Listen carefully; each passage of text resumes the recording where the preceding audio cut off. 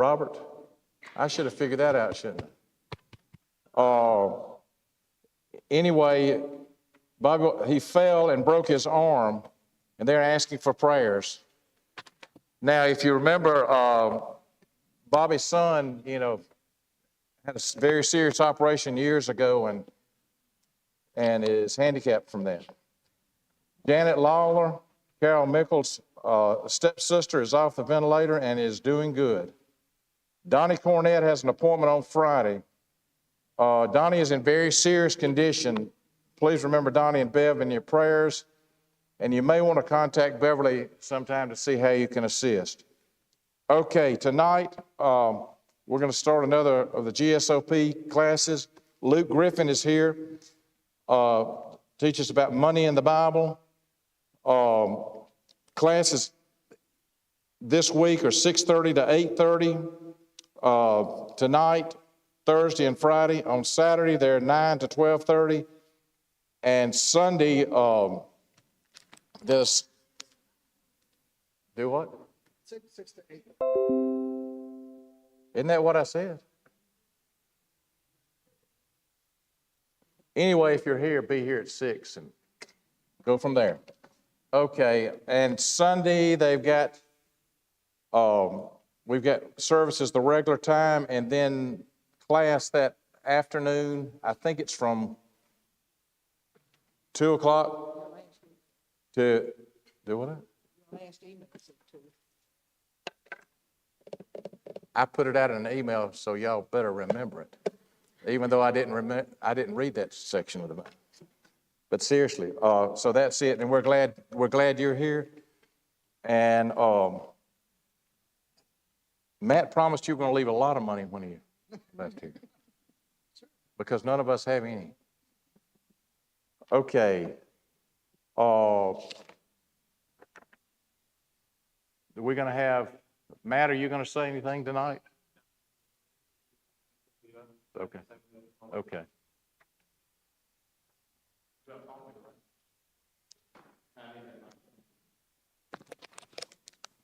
Take this hairy thing off mine. There we go. Okay. We do have a song leader, don't we? Okay, just making sure. That's right. All right, if you'd like to, you can open up Psalm 119. We're going to skip, I know we're going through the Psalms. We're going to skip ahead a little bit in the Psalms for tonight's devotional thought. Psalm 119, starting in verse 15.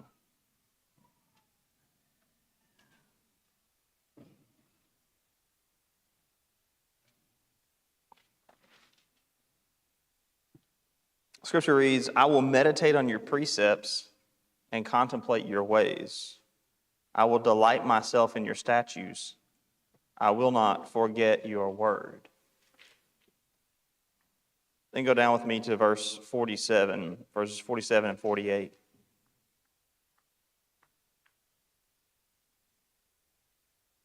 And I will delight myself in your commandments which I love. My hands also I will lift up to your commandments which I love. I will meditate on your statutes. And finally, to verse 105.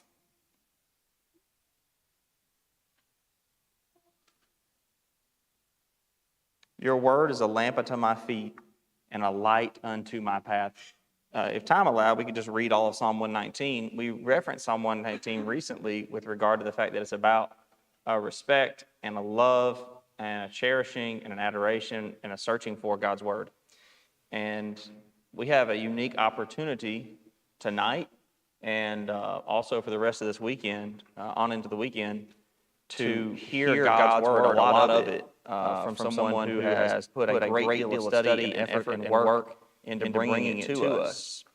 I hope that what we take here tonight, that we can set our minds to make sure that we love God's word and love what we're learning, and that we can take that and apply it to our lives. But more than that, I would challenge you, if you haven't made up your mind yet about whether you're going to be here the other nights of this week and really apply yourself and take this course, if it's at all possible for you, I challenge you to go ahead and make that commitment and do it. Be here and take this course. You might say, well, there might be a night I can't be here. That's okay. Be here the nights you can be here. We're recording it. You can catch up through the recording if there's a night you have to miss. You say, well, I'm going to be late. You could do like Mitch Deering does for Fishers of Men sometimes. We have Mitch on the phone in his car until he gets there, and we always know when he's about to come in because he goes off the screen, and all of a sudden he walks in the door. And what I'm getting at there is what that speaks to is he loves God's Word, and he loves learning God's Word and learning how to teach God's Word to the point that he's willing to listen to it while he's driving in his car from work all the way over to the Fishers of Men class. If we have that true passion for God's Word,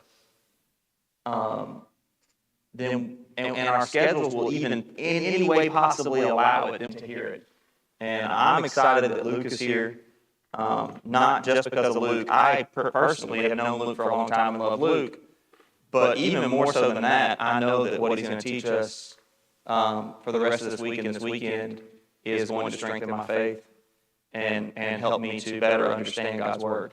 And so I encourage you to take these words from the Psalms to heart and make every effort to be here when you can for this event. And if that's only tonight, then hey, take what you get from tonight and take it with you and let it impact you and influence your life.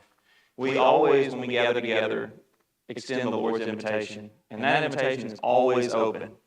But we want to make sure that we take the time to make it publicly known that we're here and we're ready and we're willing to help you if you have any spiritual needs whatsoever. And so the greatest spiritual need anybody has is to be saved from sin. And so if you've never been saved from your sins, or you're not even sure what we're talking about there, I want you to consider this, that if you have ever sinned, that is, if you have ever done things that are against what the Scriptures teach, then the payment for that is death, Romans 6:23. But there's hope, because if you will hear the Word of God, Romans 10:17, so then faith comes by hearing and hearing by the Word of God. If you hearing the Word of God, the Bible, will believe that Jesus Christ is the Son of God who died for your sins, John 3:16, for God so loved the world that he gave his only begotten Son, that whosoever believes in him should not perish but have everlasting life. If you will repent of those sins, repent of that old life, Acts 17:30, in these times of ignorance God winked at, but now commands all men everywhere to repent. And if you will confess Jesus Christ, Matthew 10:32, Jesus said, whosoever shall confess me before men, him shall I confess before my Father which is in heaven. And be baptized, that means immersed in water for the remission of your sins, Acts 2:38. Repent and be baptized, every one of you, in the name of the Lord Jesus Christ for the remission of sins, and you shall receive the gift of the Holy Spirit. If you do those things, the Lord will add you to his church, Acts 2:47. You will be saved from your sins, added to the Lord's church. And so we invite you, if you've never done that, the water's ready and we're ready to help you.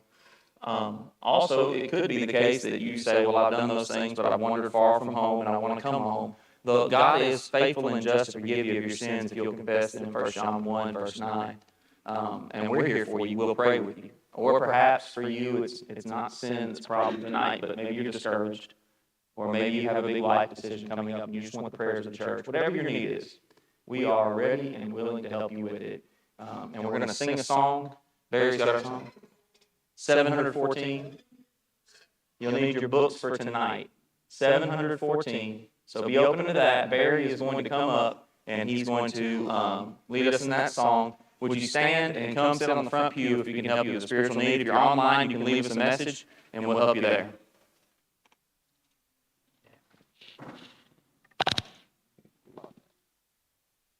Number 714. When we walk with the Lord in the light of his word, what a glory he sheds on our way.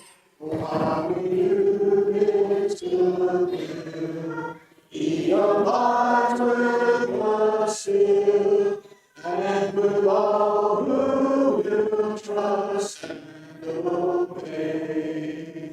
Trust and obey, for there's no other way to be happy in Jesus.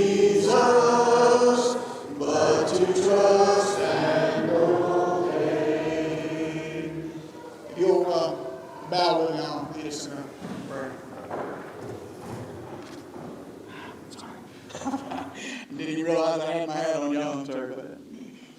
Would you pray with me? All wise and most merciful Father in heaven, Father, we thank you so much for this day. Father, we thank thee for this time we have to come together.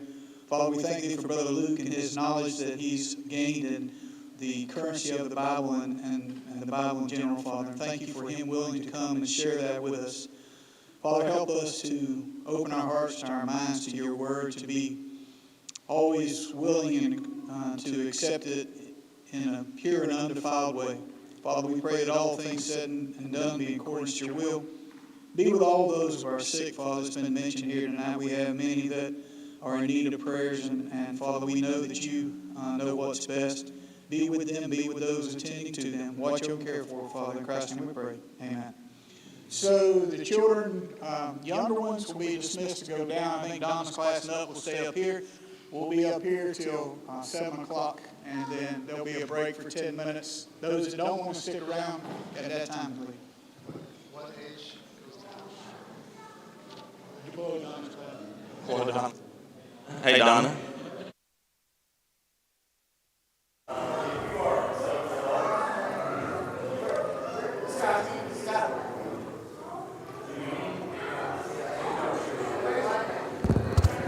There we go.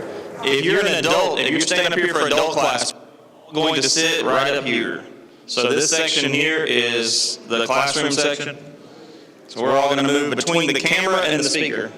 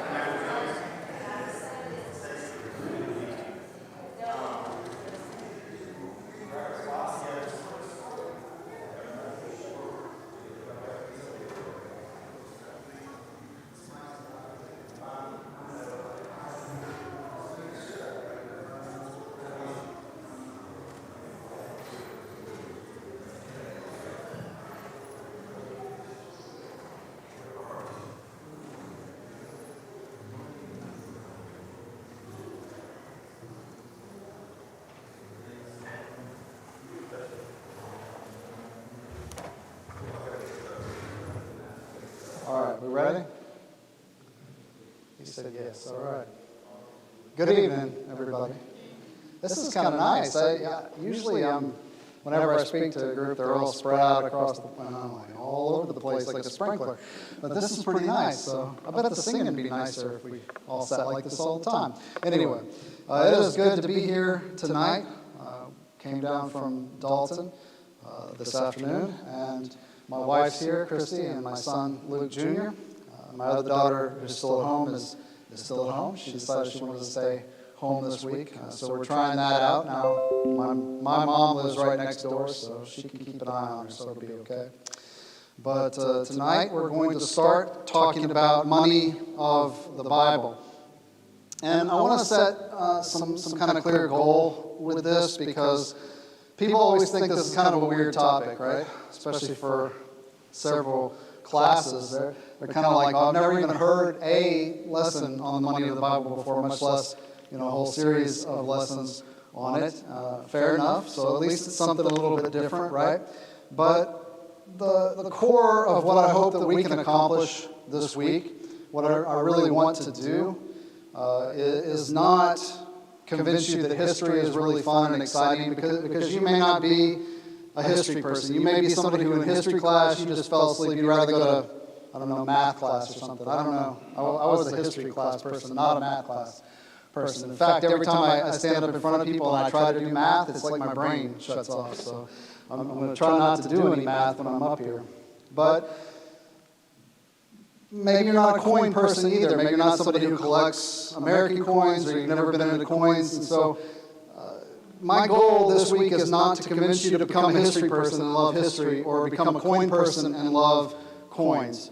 What I hope that we can accomplish this week is to ignite a spark inside of you, not for love of history, not for love of the money, but for love of the Bible. And what we do with Money of the Bible, what we're doing is we're looking deeper at a subject that's not covered very often, but as we go deeper and deeper, it reveals these layers to the Bible, right, that God put in there. He directed the Holy Spirit, directed men to write it into the book for a purpose. And so we're exploring that purpose. We're delving deeper into the text, and we're uncovering some of the sort of hidden meaning through the money of the Bible. And the reason we want to do that is because the Bible is the greatest book ever written, without any doubt. And I'm going to show that some tonight. We're going to talk about that at length tonight. And I want the money of the Bible to help prove to you and deepen your faith that the Bible is not only the greatest book ever written, but that it's from God. And the money of the Bible can help do that.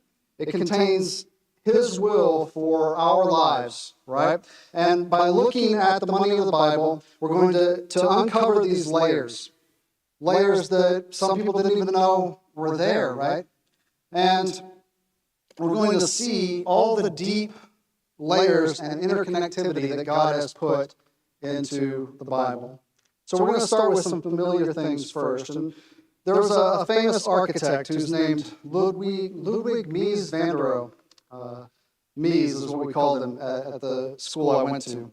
And he had this saying. Now, I don't think he originated the saying, but this was his most famous saying that he said all the time, and that's, God is in the details. And he was an architect, and he designed the architecture school at the university where I taught, at the Illinois Institute of Technology, where I was a librarian there and taught there in the library school. And he had that saying, God is in the details, and by that he meant that if we pay attention to the very smallest details for him, it was architecture, then we're getting closer to the divine, right? We're paying attention to those minor details, and by doing that, we make it a better product overall. And I used to work across we call it the quad, across catty corner from his most famous building that he designed. And there's another saying that goes along with that, the devil is in the details. You've heard that one, right? What's meant by that is, I built a bridge, but I forgot, a small bolt on there that held the main support or something, and the whole bridge collapsed, right? Or there's a building in London that the architect didn't take into account that when the wind hits it, it channels that wind down and accelerates it, and at the ground level, sometimes the wind reaches speeds of 80 to 90 miles per hour. He didn't take that into account when he built that building. So it's flipping over vendor carts and pushing baby strollers down the way, right? And there's another building in London. I don't know if maybe London needs to get some better architects or something, but this building makes the sunlight hit the ground, like a magnifying glass, and you can actually cook an egg on the sidewalk in front of that building because he didn't take into account how it would channel the sunlight, right? So for those buildings, the devil's in the details. It's funny, I told you I used to work across from this building. That's his Mies van der Rohe's most famous building. It's so famous, it's on a postage stamp, and Google on his birthday even put it up on this. I took a picture of it at the time because I thought it was kind of neat since I worked across from it. It's funny, nobody at Google ever worked in that building, I can tell you, because God's not in the details of that building. Now, that building's really neat.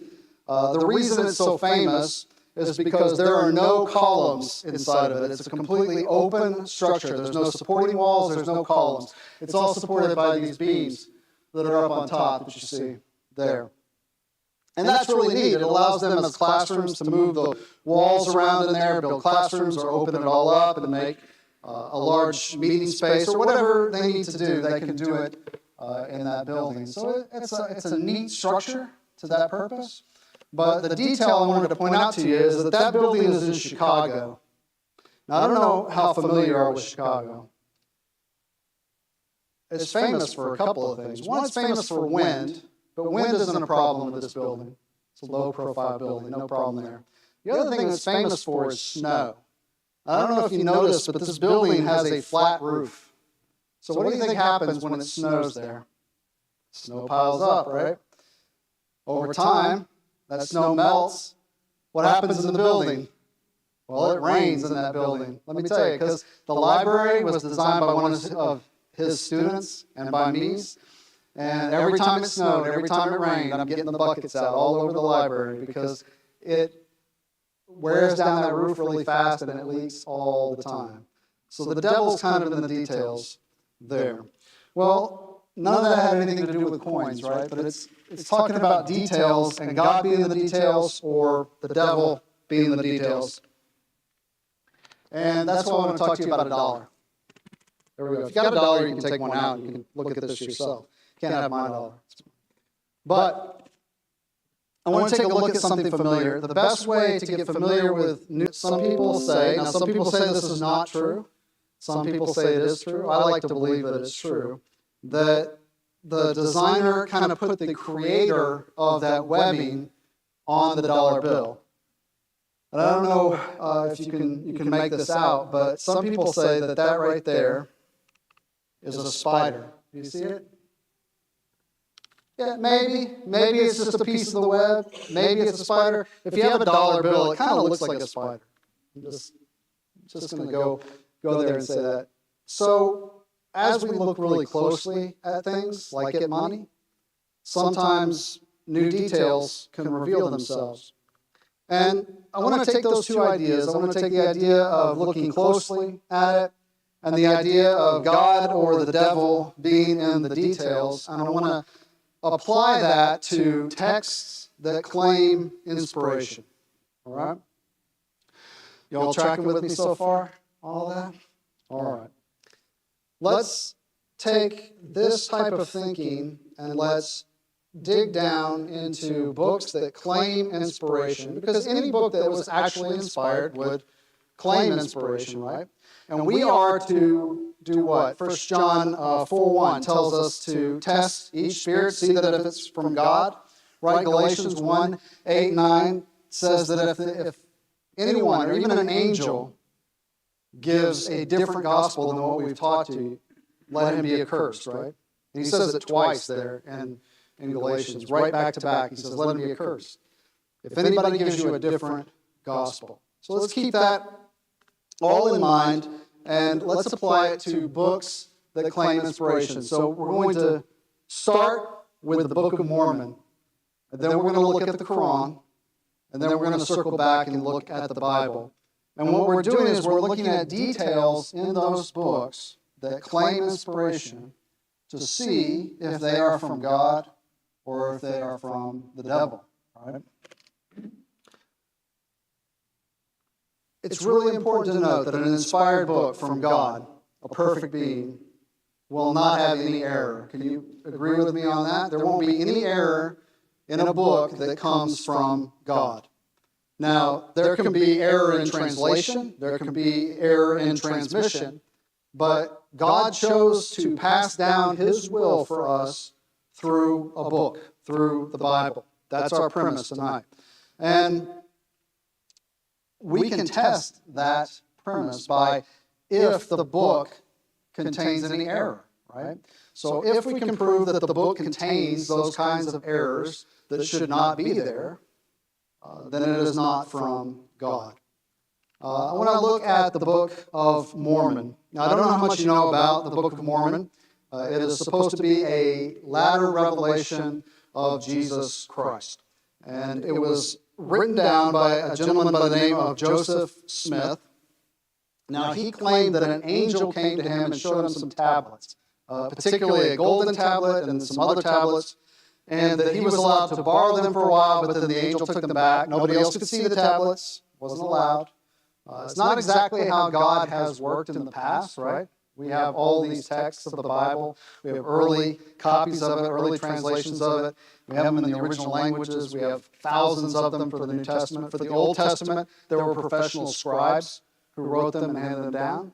But Joseph Smith said, no, none of that. There's no original text. There was a special Egyptian script.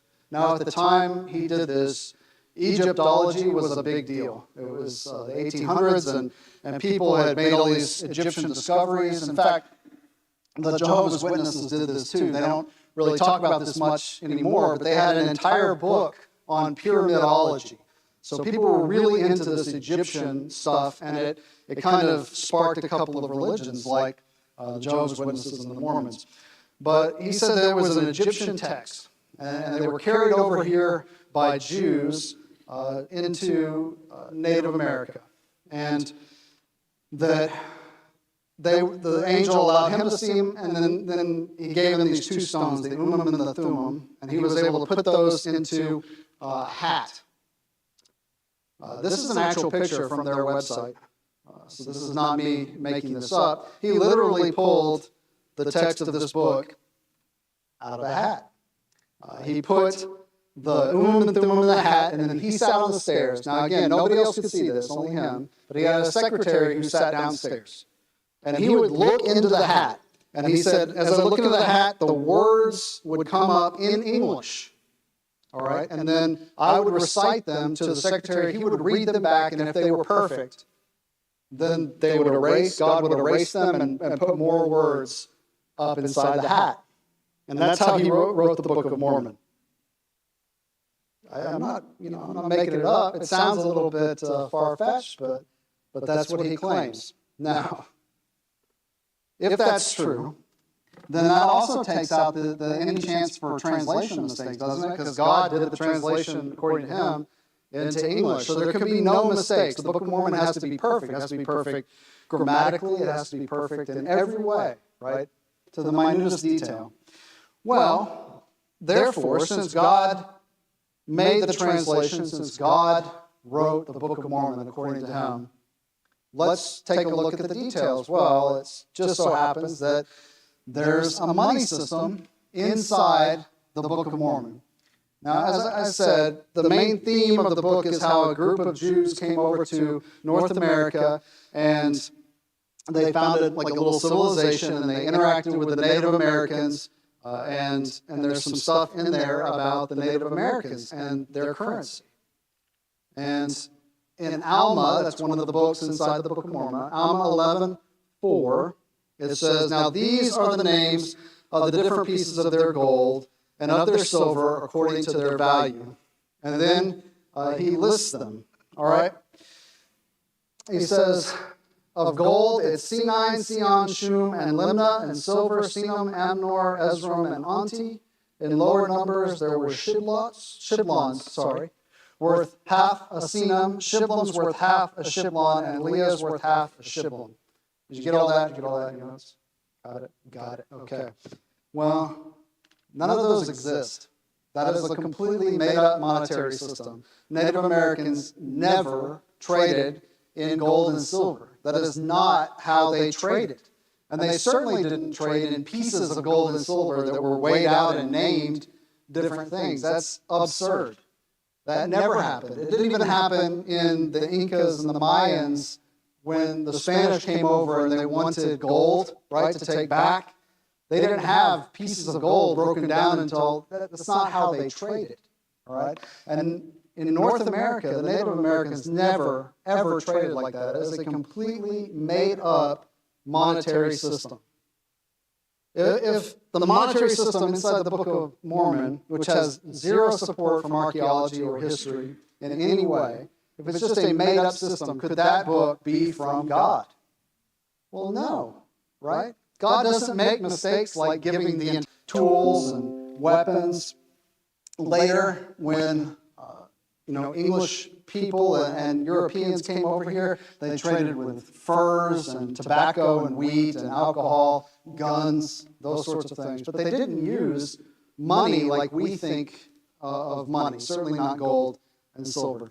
So the devil is in the details as we look at the Book of Mormon. Now, we could spend a long time looking at the Book of Mormon, and there are a lot of other errors and things like that, but I'm concerned with the money of the Bible, with looking at how, as we look at money and how it is used in these so-called inspired texts, what is revealed about it. And what's revealed about the Book of Mormon is that it is not from God. What about the Quran? All right.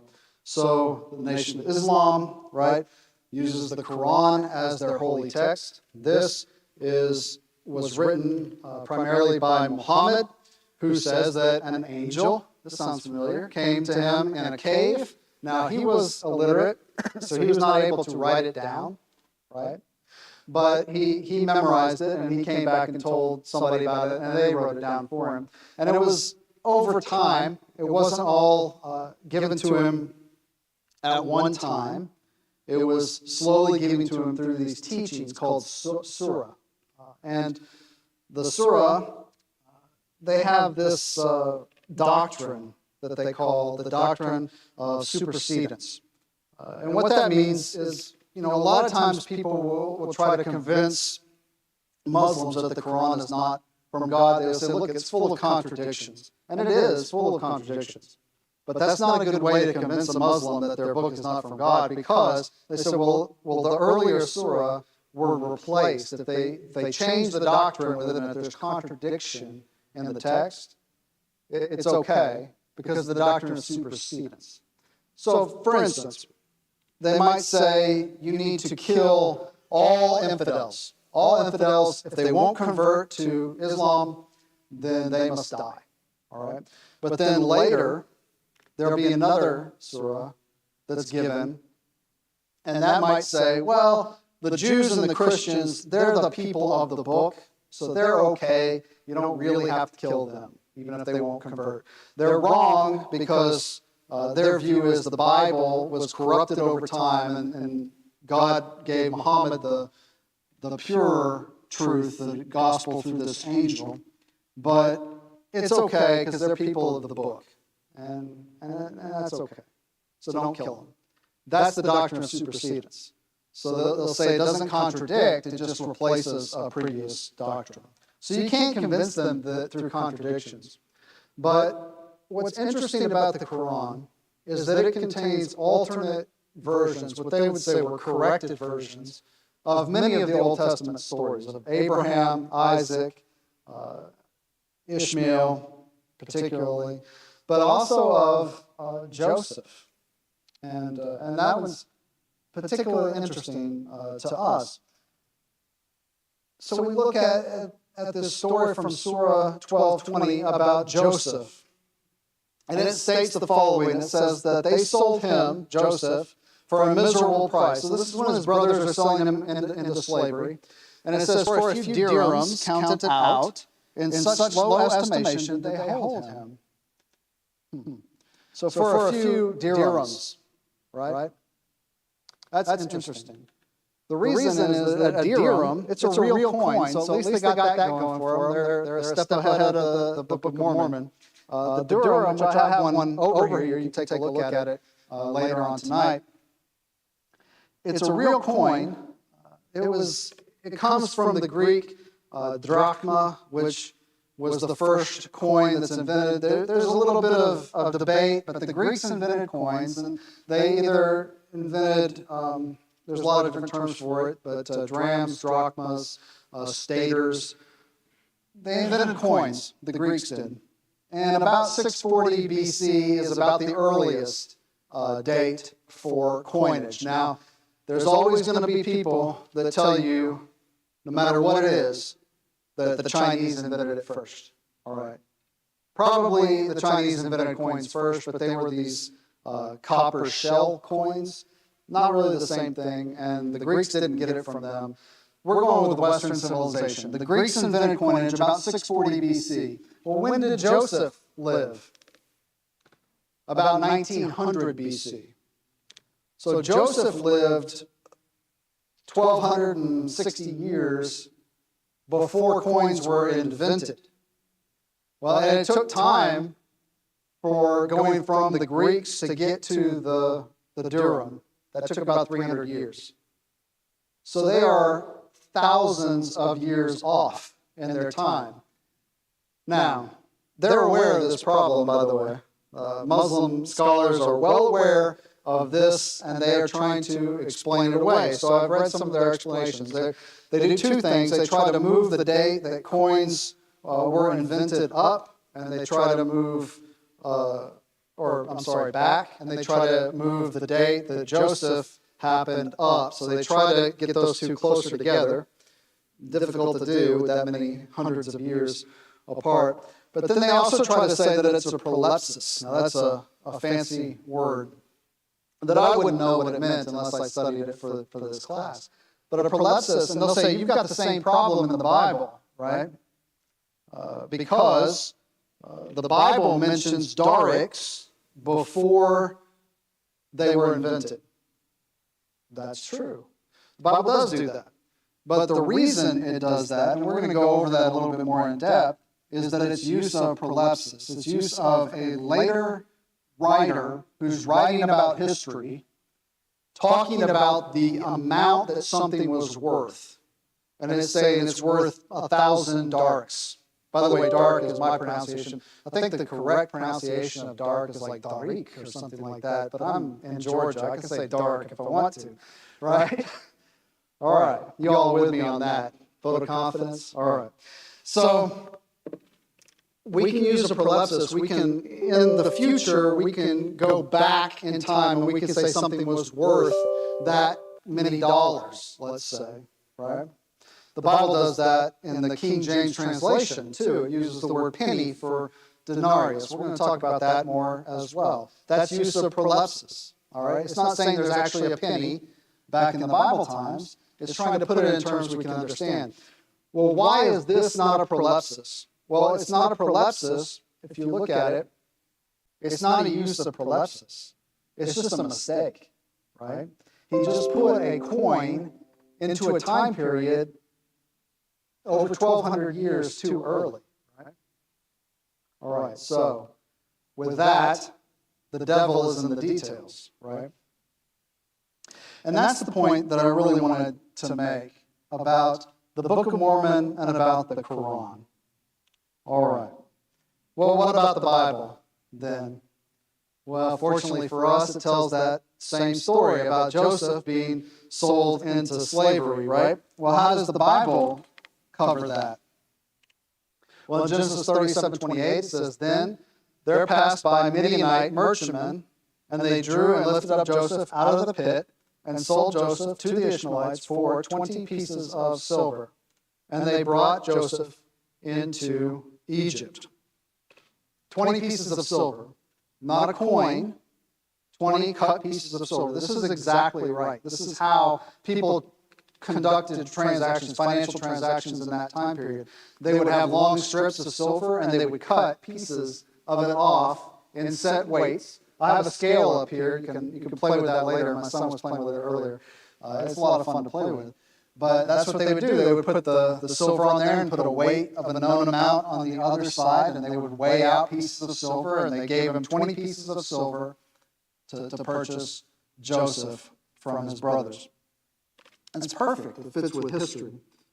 God is in the details. With the Bible, God is in the details. Now, it'd be easy to just cherry pick, one example and say, see, the Bible's always right. The Bible is always right. The Bible handles it every time correctly. And why is that? Well, before, I work with House to House, Heart to Heart, and Polish in the Pulpit. Now, I've worked with them in January, it'll be 20 years. But before that, I was a librarian and a university librarian, and I did a whole bunch of work in the early internet and digitizing works that were fragile and were being destroyed, and so we were trying to preserve them digitally. And I got to work with some amazing, amazing books. Just, original manuscripts of Beethoven in his own hand, where he wrote music. I got to hold that and look at it and work with it. The journals of Lewis and Clark, the journals of John Wesley Powell, the first American to go down the Grand Canyon. And just some amazing books. I used to have the key to the rare books room, which is like this vault that you could go into. I always thought it was really neat. I just pull books off the shelf in there and look at where they bought them at auction, see how much they paid for them. It's like $45,000, $60,000 for a book, you know, in calfskin. It's just beautiful stuff, really neat. Well, why tell you that? Well, nothing, and I mean absolutely nothing, compares to the Bible. I've looked at some amazing books, but nothing compares to the Bible that you have in the back of your pew, the Bible you probably keep, you know, in your car, the Bible you keep at home on your nightstand to read each night or each morning. Nothing compares to that book. The Bible is amazing. It's amazing for so many reasons, but one of them is that it always gets these little details right. But another is the interwoven nature of the Bible. Right? It was written by about 40 people over the course of 1,500 years, covering the entire span of humanity, right? From creation until the New Testament, the first century. And yet, all these authors from all these different walks of life, different occupations, different, you know, some of them were kings, some of them were farmers, right? Never contradicts itself. It's always perfectly interwoven. One direct message, the message of Christ, driving forward in the Old Testament to the New Testament to Christ, from the New Testament forward, talking about Christ and what He's done for us, right? It's amazing. Prophecies, right? Over and over again, there's all these prophecies that are fulfilled in Jesus, in the New Testament, over and over again. And it's proven now. They used to say, I always found this to be funny, they used to say, they used to say a lot of things, by the way, but historians, archaeologists, they used to say things like, well, the Bible, yeah, there's all these prophecies in Isaiah about Jesus. And it gets them right, but it gets them right because Christians added those in later. You don't have any early manuscripts that show those were there before Jesus came. And then they found the Dead Sea Scrolls. Right? And they've gotten to see it. It's amazing. I saw it as a spectator. Came to the library, the museum in Chicago when I was there, and I went and saw it. The Great Isaiah Scroll. It's almost a complete copy of Isaiah. And guess what? It was written before Jesus came. And it has those same prophecies in there. Isn't that amazing? Right? The Bible is amazing. It is a book that all other books need to bow down to. And it always gets coins, money, correctly. Now, some people are surprised by this typically. I was surprised by this when I first learned it. But if you look at the history of the Bible, you start at the Garden of Eden, 4,000 BC, give or take. You get up to the flood, let's say 3,000 BC, give or take. It's not exact dates here. And then the Tower of Babel, 2,400 BC. You go to the patriarchal period, right? Abraham, Job, all those guys, Isaac, Jacob. Up to about 1730 BC, you get to bondage in Egypt. Then Moses, who leads them out of Egypt, you're up to about 1400 BC, the period of the judges, period of the kings. So we've got Solomon, David, all of those guys. You know what's neat about all of that? Through all that part of Bible history, coins had not been invented. So all of those people, Abraham, Isaac, Jacob, Moses, Noah, Adam, David, Solomon, none of them had coins. Coins just had not been invented yet. So they didn't use coins. They used gold and silver and they weighed it out, but they did not use coins. And you see that throughout all of the Bible. So if the Bible put coins back there and said that they used them, it would be incorrect. But it doesn't. In Genesis 13:2, we have this description of Abraham. He was Abram at that time, who was very rich in cattle and in silver and in gold. He wasn't rich in coins because coins didn't exist. And Abraham went all over the Middle East. He was in Egypt, didn't have coins in Egypt. He was all through the land of Canaan. He was all through Arabia. But he never came in contact with coins. They just had not been invented, and they never show up in the biblical text. Isn't that amazing? Job, he's one of the patriarchs. One of the earliest books is the book of Job. Fascinating book. In Job 1:3, it spells out how rich Job is. Abraham and Job are two of the richest men in the Bible, and then Solomon, right? It says his substance also was 7,000 sheep and 3,000 camels and 500 yoke of oxen and 500 female donkeys and a very great household, so that this man was the greatest of all the men of the East. Now, I total all that up. If you bought them today at the market, that'd be over $5 million worth of livestock that he owned. But never coins, right? Never talks about how many dollars he had, or how many drachmas he had, or how many dirhams he had, because they didn't exist, right? And you see it throughout in Job 28:15, exchange of goods for certain weights of gold and silver. It cannot be gotten for gold, neither shall silver be weighed for the price thereof, is that verse.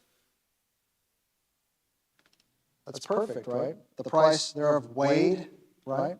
The Bible gets it right all the time. Now, there are some weights. These are from my collection. They're up here for you to take a look at tonight. But that's what they would do. They would have these weights. These are smaller ones. And they would weigh out gold and silver for transactions. They weighed them in shekels. Not shekels the coin. That's later, based on that weight standard. But shekels in terms of the weight.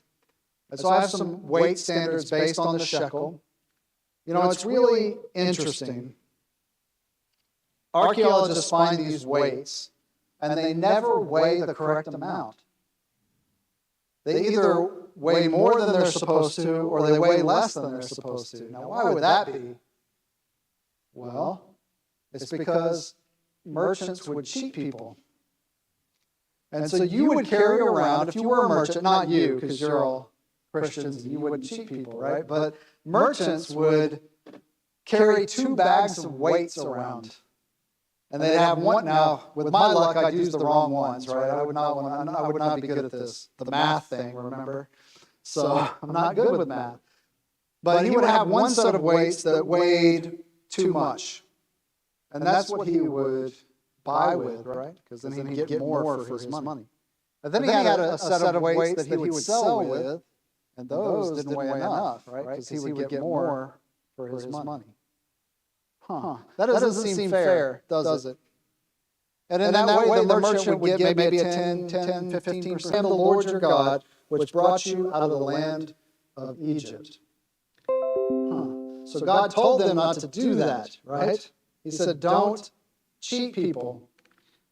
He told them more than once. In Proverbs 11:1, a false balance is an abomination to the Lord, but a just weight is his delight. Or Proverbs 16:11, a just weight and just balance are the Lord's. All the weights of the bag are his work. He's telling merchants, don't cheat people.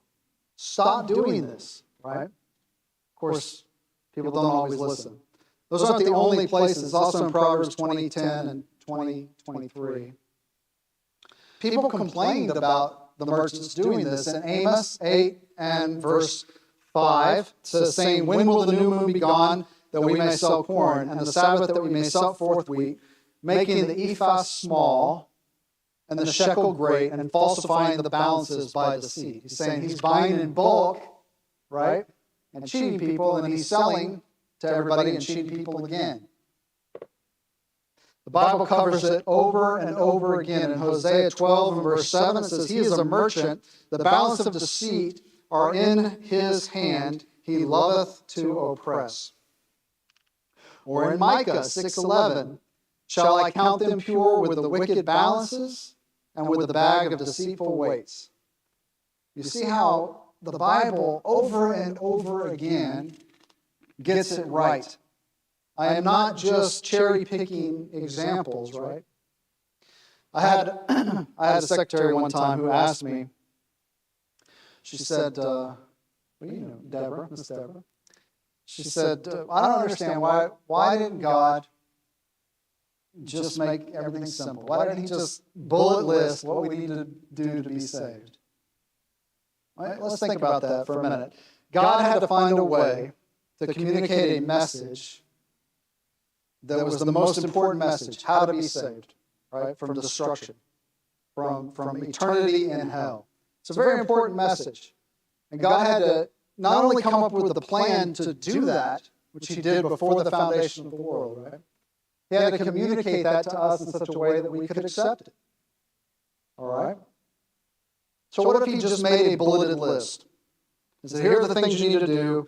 Boom, boom, boom. There's 5 steps of salvation, and then you also have to remain faithful until death. Do this bulleted list, and you'll be fine. Why didn't God do that? Well, I think he didn't do that because you wouldn't believe it, right? How would you prove it? There's no details in there to prove the layers of God. There's no message in there for how we're to live our life, right? How to establish morality. The law that was there to establish this principle, this rule, this thing that we can measure goodness or badness against, right? And then Jesus came and fulfilled that. He did that. So because God did that, because he put all that law, you know, I know it's almost the new year, right? How many of you are going to make it your New Year's? I'm going to read the whole Bible through next year. I hope all of us make that commitment. And we start that commitment, we start off, it goes great. Genesis is pretty easy to get through, right? There's some good stories in Genesis, right? And then you get up to Exodus. Well, there's some good stuff in Exodus. There's some difficulty there, you know, some law. You know, Leviticus, Numbers, Deuteronomy. Wow, what is all of this, right? And then it says it all again in Deuteronomy, and it becomes tough, and it's tough for us to see. You know, why did God write all that down? Well, for any number of reasons, but one of them was to prove that it's from God. Right? And through the ages, he knew that people were going to criticize and attack the Bible and say that it had been changed, and it hasn't. God kept it pure, and he put that message in there for all of us. That's why we don't just have a bulleted list of it. There are plenty of examples in the Bible. I'm not going to read all of these. I'll read the first one, but if you want to take a snapshot of that and look those up later, but there's all kinds of examples in the Old Testament of weight of gold and silver being used.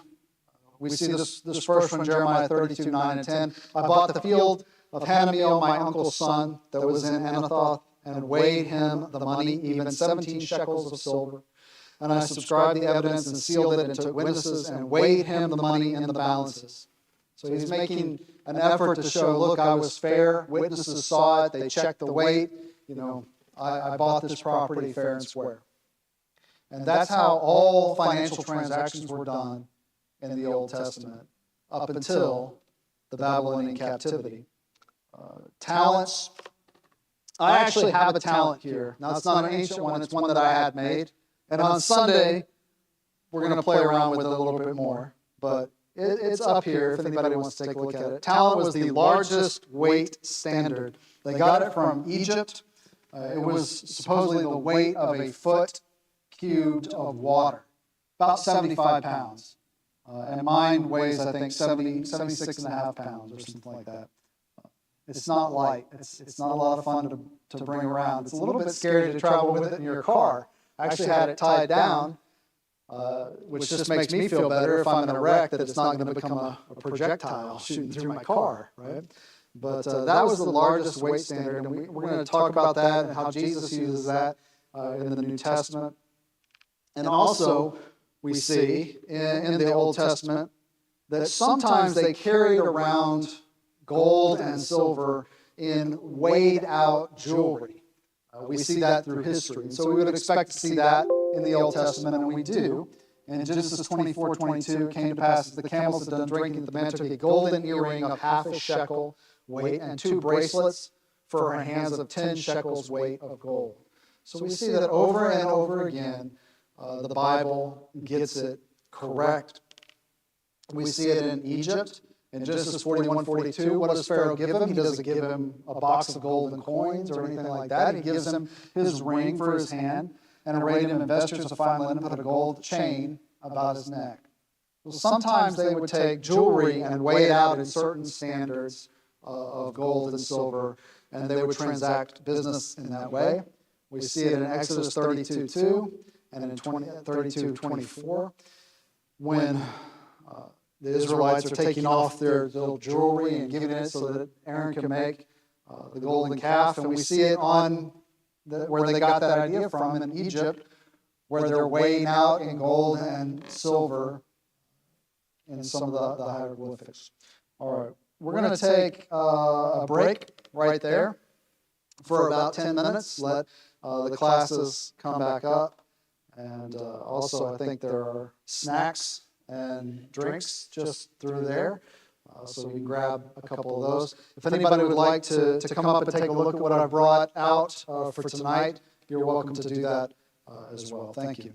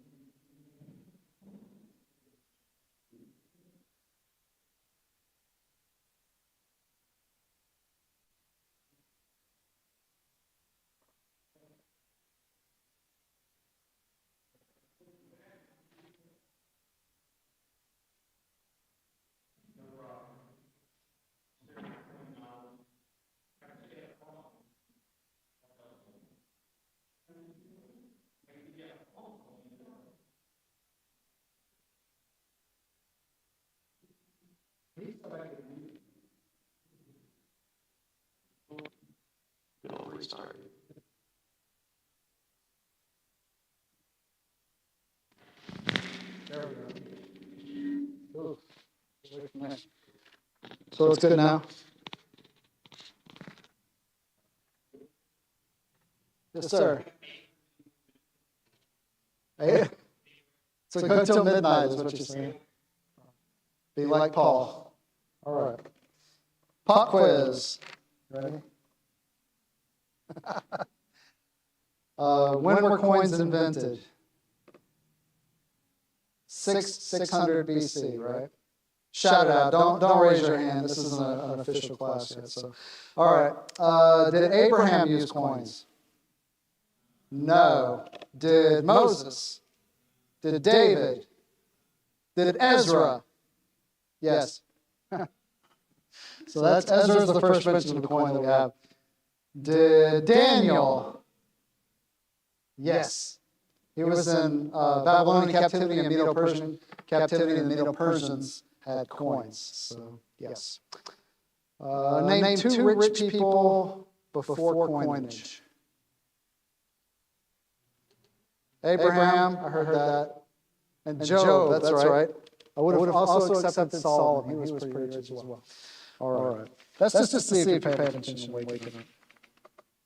All right, we did not get as far as I thought we would get. So I'm gonna continue on with this lesson, and then I'm gonna kind of chop the back end of it off and start the second part at the end of this. But what I was going to say as we were breaking there is that you get into the period of Babylonian captivity. That's 586 BC. That's a date you should know. That's one of those dates, biblical dates that everybody should kind of learn. 586 BC. You don't have to be a history expert to know 586 BC. They're carried off into Babylonian captivity. That's where we get the stories of Daniel, right? He's in Babylonian captivity. It becomes the Medo-Persians, and that's King Darius. And during that time is when coins are introduced to the nation of Israel, to the Israelites, to the Jews. Greeks invented coins, and there's a map up on your screen showing all of the Greek isles and the Greek mainland. And you can see that coins spread all over. So at first, they made these little kind of ingots of weighed-out coins. They didn't have any markings on them. They were just a standard weight, and they were made of electrum. Electrum is a natural mix of gold and silver.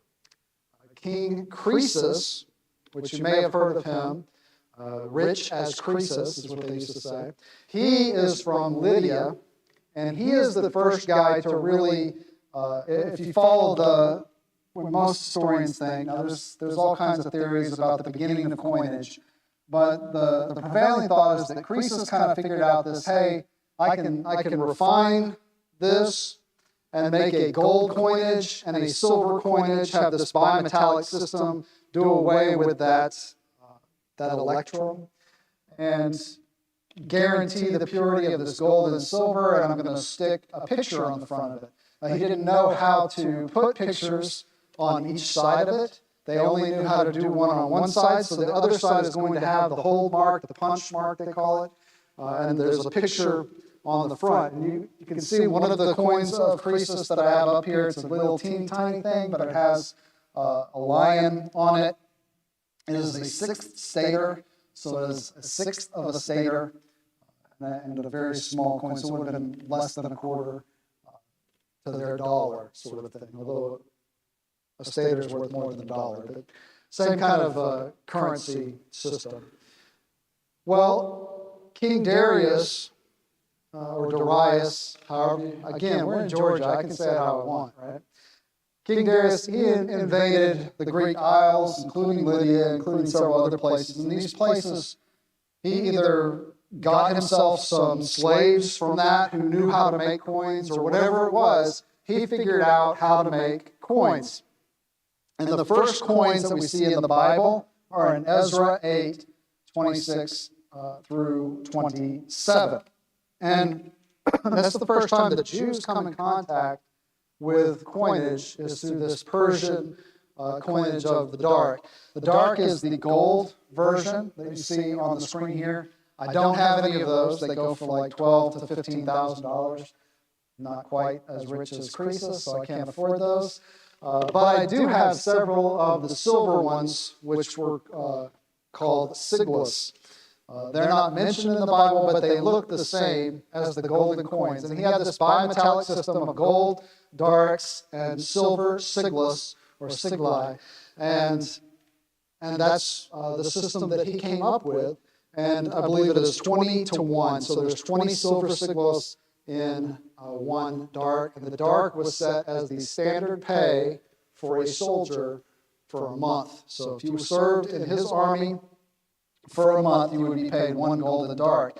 And there was a king who said he was killed by, you can see, this is King Darius from the Daniel story, right? He's got an archer, or a bow and arrow here, and a spear, and he's kneeling down. There's no reason known for why he is kneeling like that. Some people say it's in honor of the God of Daniel, but I think that's wishful thinking. We don't know why he's kneeling like that.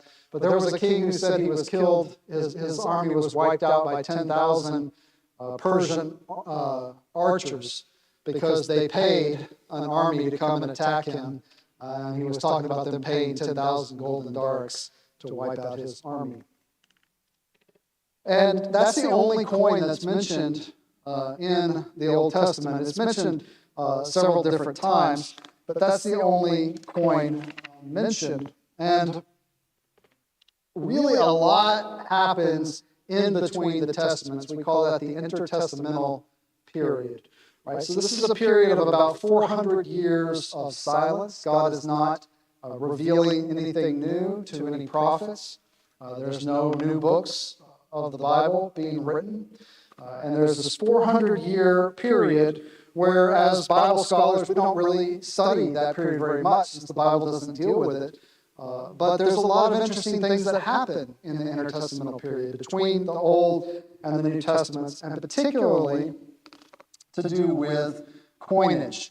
There's a lot of really interesting things that happen with coinage. So the first is that under the Persians, they allow some of the Jews to go back and rebuild the temple. And that process started to take place, and we see that in the Old Testament.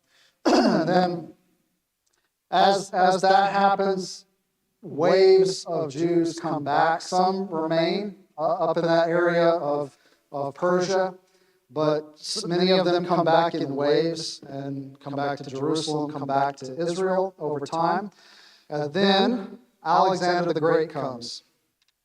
I don't know how much you know about Alexander the Great. I think probably everybody's at least heard of him, but he was a fearsome warrior. He united the Greek city-states, and then he built this massive army. And he took that army and he just conquered everything. In fact, he conquered so far, pushing all the way over towards India, that he said there were no worlds left to conquer. I just keep going and I keep conquering. And then he died at age 33. But he came to Jerusalem, and they had heard about him and about his massive army. And they had no word from God. There were no prophets at this time. They didn't know what to do. So, well, he's going to come and he's going to just utterly destroy us. So according to Josephus, which is basically the only record we have of it, they threw open the gates of Jerusalem and said, "Come on in. We have something to show you, Alexander. Come up to our temple. We want to show you you're in our scriptures." And he was kind of impressed. And they said, yes, and Daniel interpreted this king's dream for King of Babylon, and it said that the Medo-Persians would replace the king of Babylon, and it said that the Greeks would replace the king of the Medo-Persians. You're going to conquer Persia. You're this great leader that was prophesied in our scriptures. Well, Alexander liked that. He thought that was pretty nice. They're not fighting me. They're not making me lay siege to the city. So he sacrificed in the temple. They allowed him to make a sacrifice. And he left Israel and Jerusalem. He let them pay him some money, just a little bit, just like all of their money that they had. But other than that, he left them virtually alone, and he went on to instead destroy Tyre, which we'll talk about a little bit later. I have this poster up here if you want to take a look at the specifics of that, talking about the dream that Daniel interprets. But during this 400-year period, Alexander comes to Jerusalem, they let him in, and all of that happens. He then goes on and conquers, and then he dies. Once Alexander dies, all of his generals fight over the territory that's there. And they either fight or they make pacts or they make agreements. Whatever they do, they divide up all of his empire that he had conquered. And for us, the important ones there are the Seleucids, which are up north of Israel. They're in Syria and all that area. And the Ptolemies, which are down in Egypt, which puts Israel right in the middle of that, sandwiched in between the Ptolemies in Egypt and the Seleucids up north. Those guys don't get along very well, and they fight over Israel. They decide, let's fight over Israel. Let's do it all the time. So they're fighting in Israel with each other over that territory, and the Jews are kind of caught in the middle of that battle. They don't know what to do. Rome is becoming this big power. And they say, I know what let's do. Let's write to Rome and ask them to come and settle this and help settle it. And Pompey, a great Roman general, comes. During this time, too, the Maccabees rise to power. So there was a king who was a pretty bad guy, and he tried to make all the Israelis sacrifice to false gods. The Maccabees were some gentlemen who came up and said, okay, we'll do that. And they came up there and they slaughtered every single one of the priests of this guy, and they went to war. And during that time is the time that they first minted coins in Israel. So these are the first Jewish coins up on the screen. And I have several of these. You'll notice that they're pretty crude and they're copper, and they're very different than other coins that we've seen that have the pictures of rulers or gods or goddesses on them. And that's because they did not want to violate the first and second commandment, to have no graven images, right? So they didn't want to violate the commandment on the coins. So instead, they'll have a picture of a star, a picture of an anchor, showing sea, commerce, cornucopia or double cornucopia, and text, usually praising God and maybe naming the ruler at the time. The only time they were allowed to mint silver coins was times of revolt. And this particular one, which we'll talk more about tomorrow night, is my favorite. I actually don't have one of these. I've been trying to get one, and the price just keeps going up. But they were minted in about 135, 136 AD at the second revolt.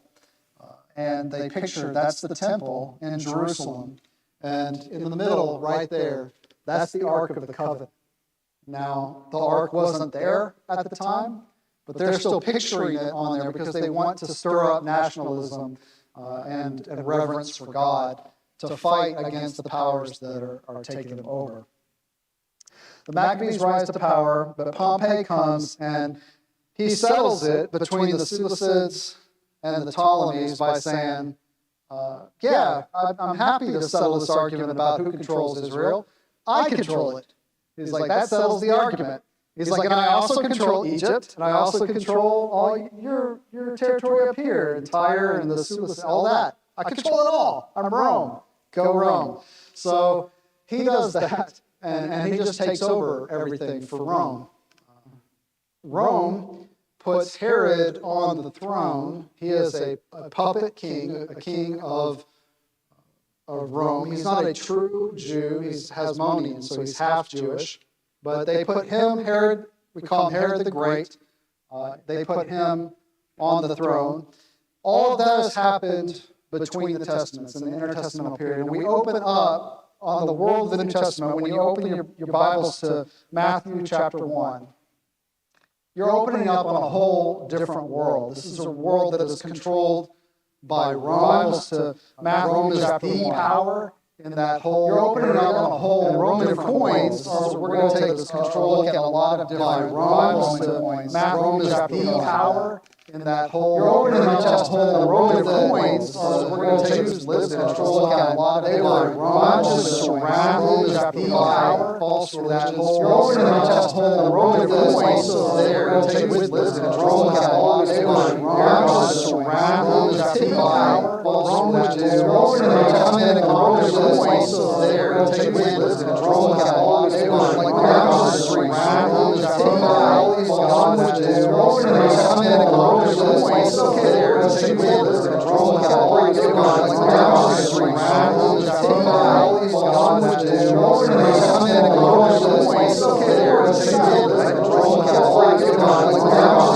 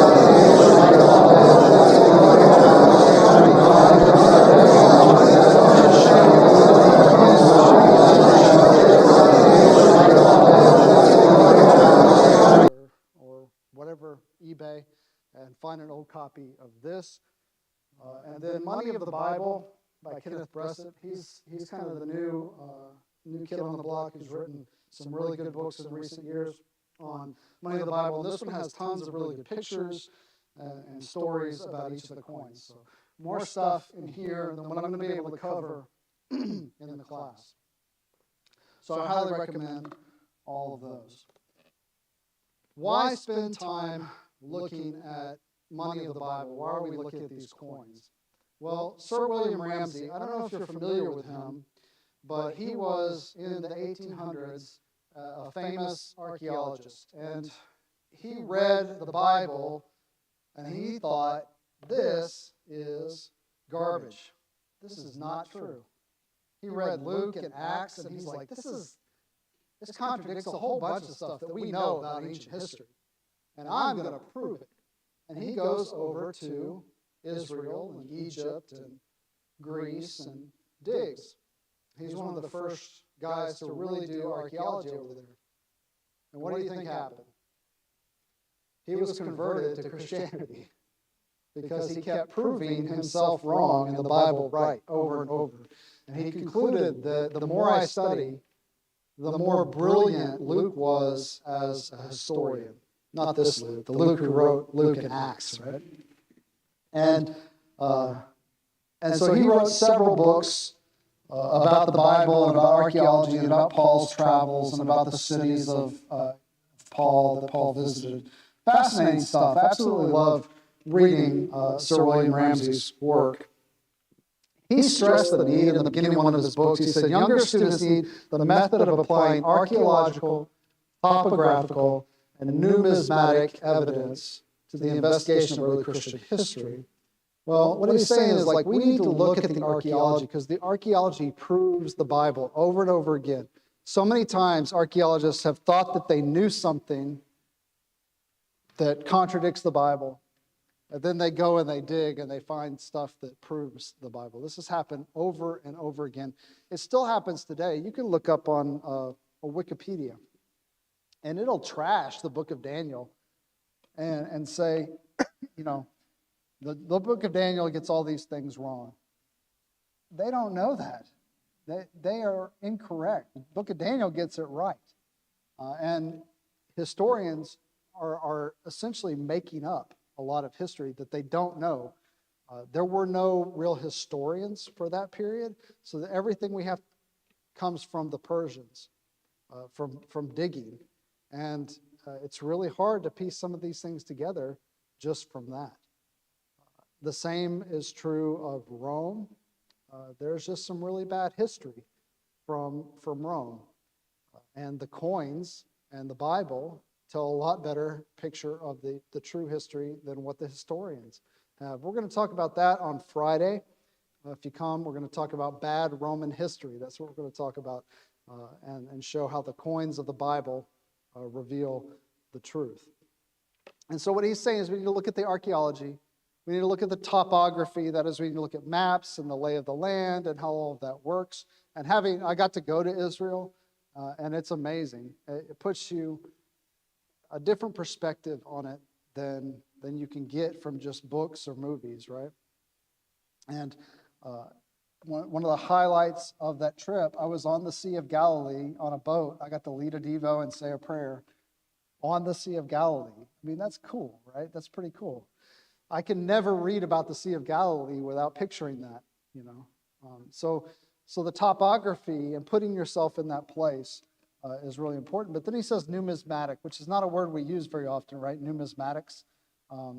Matt said I couldn't name the class biblical numismatics. That just means coins. So that it's a fancy way that guys who like to look at coins say coins. I'm a numismatist. You know, see, that doesn't sound nearly as bad as I collect a bunch of dirty coins and leave them all over the house, right? So that's why I tell my wife that I'm a numismatist, and she's okay with that. So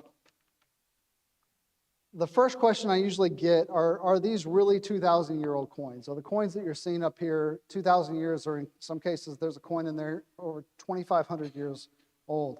Yes, these are actual 2,000-year-old coins. And then people are kind of like, well, how is that possible? How is it that you have them? Why aren't they in a museum? Well, they made lots of them first. Museums don't really like coins all that much because they're hard to display. And there are lots of them, so they really only want the premium pieces, the ones that are at the top of that food chain, and they let the rest of them come down to me. But if you were in the ancient world and you heard that the barbarians are coming to attack your city, and you had a bunch of money, you had a bunch of coins, what would you do, right? Well, there weren't banks.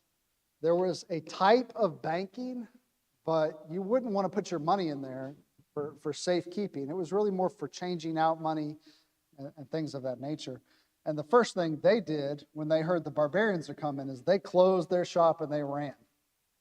But if you lived there and you didn't have anywhere to go, what you would do is you would hide your money. You would bury it. You would put it in a wall of your house. You would hide it in some way that even if you had to run and you couldn't carry it all with you, you knew where it was so you could come back if you survived or if you weren't enslaved or whatever it was. Well, a lot of people were enslaved or were killed and didn't come back. And so we find these huge, what we call hoards of money. This particular one was found in a field in England. It's called the Frome hoard. It's one of the largest hoards of coins ever found. Thousands and thousands of coins. It was found by an amateur metal detectorist. That'd be a pretty neat thing. You're out there in your field one day and beep, right? You find 20,000 Roman coins. The law in England is really good. So the way the law in England is, which should be a model for the whole world, in my opinion, is that they encourage you to report your find. Now, you're required by law to report it.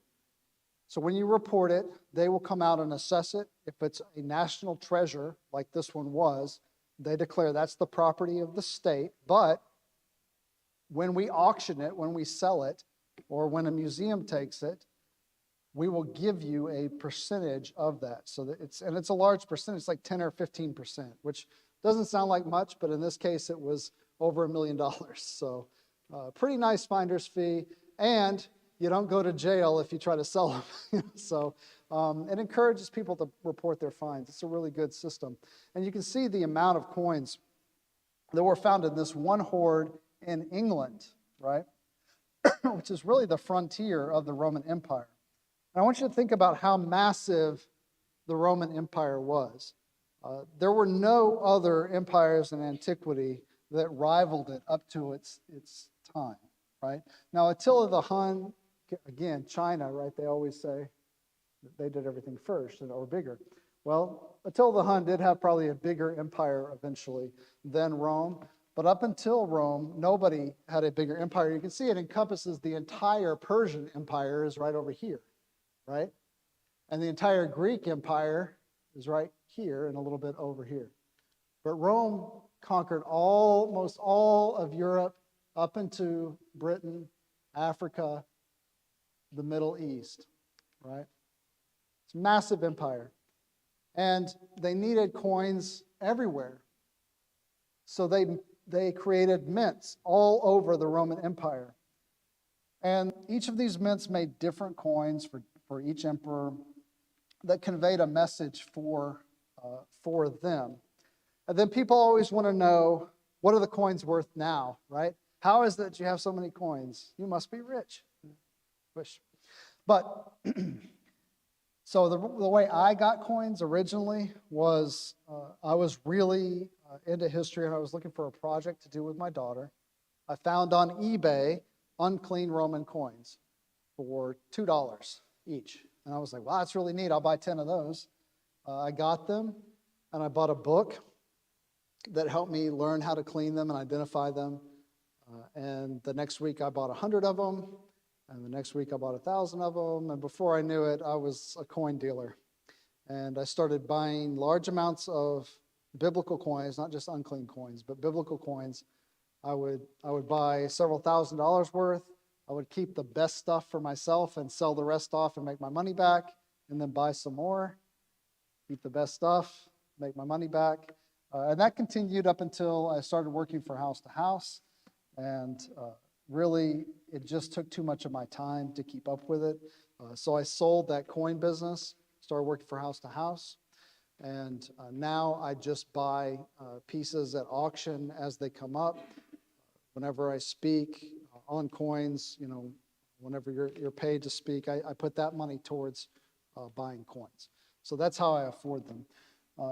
The top level ones in my collection, which I didn't pay this for them, but they're worth about $2,500. That's the shekels of Tyre that you see up there. We're going to talk about that coin at length. Then some of them, if you wanted to collect biblical coins, it's actually a little bit easier to get into that than most people think. You can find coins of Pontius Pilate and people like that for $150. In fact, yesterday I recommended one to somebody for $120. It was on sale for Black Friday, which continues. So, and then there are some like the widow's mite, which everybody always loves to see the widow's mite.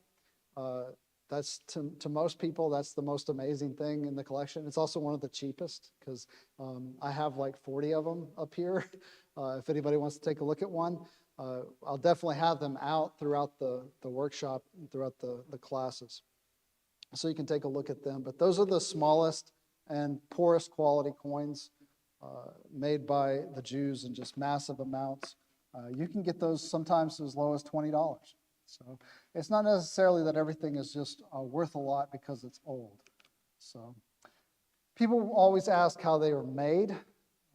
Early on, they didn't know, the early coins, they didn't know how to make images on both sides. So they had a punch mark on one side where it was held down and then an image on the other side. I have a coin die up here. This is not an old one. It's from the 1930s. But this is what you would use. You see there's the image on it. I may have a picture of it in a second on the screen, but this is what you would use, and that's what they used to make these coins. I also have this coin that's on the screen that's showing the die and coin making process. So this was a money maker who made a coin about his profession in Rome. And what you see there is there's an anvil on the bottom right here. There's the tongs that he would hold the planchet, which is the thin blank piece of metal. And then there are the two die. One of the dies fits down into the anvil and one die goes on top and gets locked down. And then it's struck with this hammer with a long handle to apply a lot of force to it. And that makes the impression. Now, it's hard to get these dies, by the way. Talk about that in a second. But a workshop of two men working could make 20,000 coins a day if everything was prepared for them.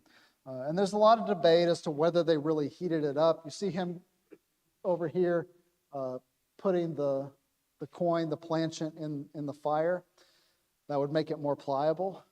But people are able to do this. Maybe you've seen it at Renaissance fairs where they have a big weight that comes down and makes the coin and they don't heat it up. So it's possible to do it without heating it as well. So there's a big debate about whether they heated it or whether they didn't. Clearly they did sometimes. That's the answer to it. But they may not have all the time. This is a die of a coin of Tiberius that was found in one of the Roman mints that was excavated. And this is the die that I have up here from the 1920s. It's really rare to get a coin die. Now, why would that be? Well, let's say you had the coin die for a quarter, and you had the actual coin die from the U.S. Mint.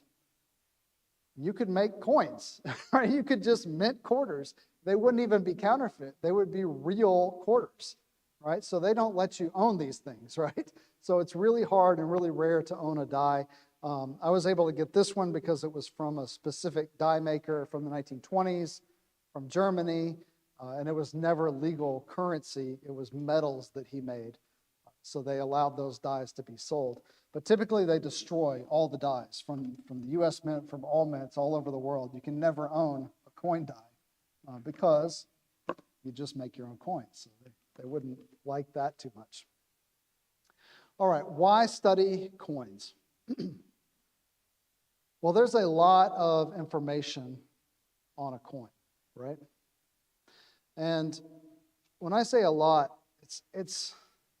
I want to take something familiar, like a penny, and go over what somebody 2,000 years from now might learn about us from studying a penny, right? They find our coin, they dig around, and they find a Lincoln penny from, was that 2007, right? What could they learn about us from that? Well, first, they'll see this wonderful portrait of Abraham Lincoln, right? You can tell a lot about the people that we memorialize. You can tell about his culture, his time period, how he's dressed, what his hairstyle is, what his beard and beard style is. There's a lot you can tell just from the portrait. And then also they might know from history, if it's preserved, they would say, well, he was dead when they made this coin of him. He was one of their presidents, and they memorialized him in this way. And it seems like actually they only memorialize people who have died. They never put living people on coins.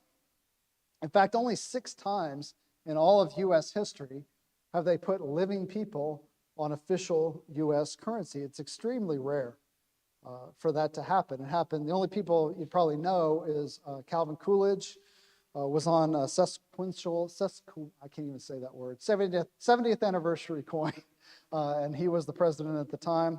And then Nancy Reagan was on a coin when they were making all of the first lady's coins, and they minted her coin, but it wasn't put out until after she died, but they minted it while she was still alive. So they're only 6 times. So they would know that from us. Other things that they might note, they would say, okay, well, the designer of the coin is on there. His initials, Victor David Brenner, VDB, are on the coin. That's interesting. They note who the designer is, and on the back, there's Frank Gasparo, the designer of the back. His initials are on there. So they give credit to their artists. That's interesting. Egypt didn't do that. Rome didn't usually do that either. So that's an interesting thing.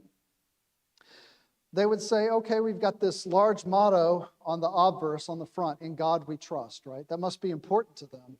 That must be the most important thing for their country. "In God we trust." It's in all capital letters. They also have liberty on the front. So they cherish and they value liberty, but God is above all, right? And that's what they would think about our society. And then there's other information on there, right? There's the year, the date of issue. There's the mint mark, D, Denver. It could be P for Philadelphia or S for San Francisco, or there's even been Carson City, and I think there was even a mint in, Dahlonega for a while. So there have been mints all over, and there's mint marks for that. And on the back, on the reverse, they would see the United States of America, the name of our country, and E pluribus unum in Latin. That's weird. Everything else has been in English, but they have this Latin motto on there. They must, looking back to Rome and the Roman Republic, and E pluribus unum, what does that mean? From many one, right? Speaking of our 13 colonies that got together and formed this great nation, and we added states. And then the amount that's on there, 1 cent, and then a building on there. And they'd be impressed, I hope, with our level of engraving and how beautiful even the steps and even the columns and all of the detail that's on the Lincoln Memorial. Well, the same is true for ancient coins. Ancient coins just contain a ton of information. In fact, it's something I forgot to mention about the penny. They'd note of what metal it was made of.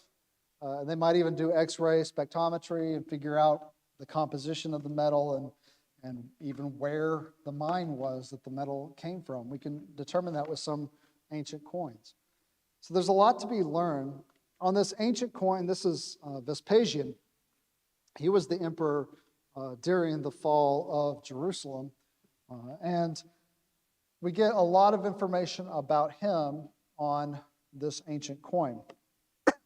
So you've got all these things done in abbreviations. You've got imp, Cs, Vesp, Og, PM, and then Cause 4. It says 3, but it means 4.